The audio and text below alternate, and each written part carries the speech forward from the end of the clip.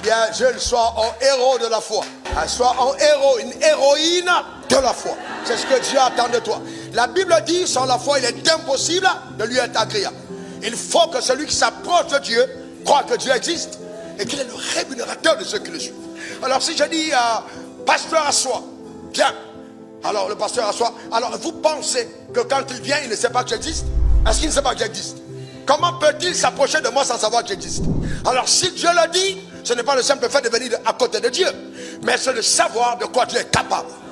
Qu'est-ce que Dieu est capable de faire? Tu ne peux pas approcher un Dieu comme celui-là et te plaindre que les sorciers ont stoppé ton avenir. Non, c'est impossible. Non, c'est impossible. La Bible dit dans Jean 1,12 à tous ceux qui l'ont reçu, à ceux qui croient en son nom, il leur a donné le pouvoir de devenir enfants de Dieu. Il n'y a aucun enfant de Dieu sans pouvoir. Et Dieu est responsable de ce qu'il engendre. Ta manière de dire amen m'embête. Donne-moi ton meilleur amen. Le problème, c'est que nous donnons à Satan tellement de considération, amen, tellement de droits, amen, illégitimes en ce qui nous concerne. Si celui qui s'approche doit croire que j'existe. Donc tu ne peux pas t'approcher de Dieu et croire que ton avenir se trouve ailleurs. Tu t'approches de Dieu, la première réaction quand tu es malade, ça devrait être Dieu. Quand tu as besoin de te marier, c'est Dieu. Quand tu penses à ton école, c'est Dieu. Ça devrait être la première réaction. C'est pas regarder ton oncle ou ta tante, mais c'est regarder à ton créateur.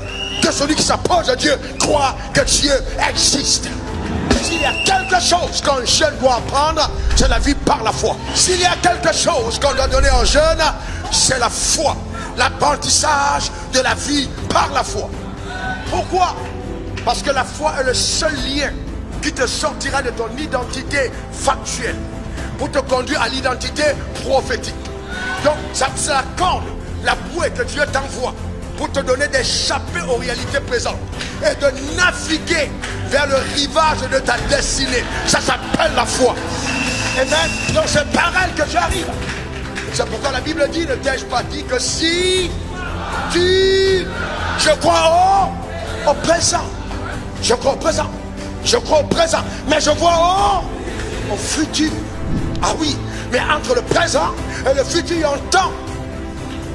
Abraham a fait 25 ans. Mais moi, je ne vais pas attendre 25 ans. Ta manière de dire amen m'inquiète.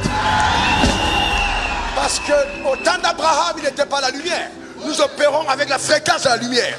La lumière est la vitesse la plus élevée qu'on connaît dans l'univers. Donc les 25 ans peuvent être raccourcis en 2 semaines et demie. Car ta manière de dire amen m'inquiète.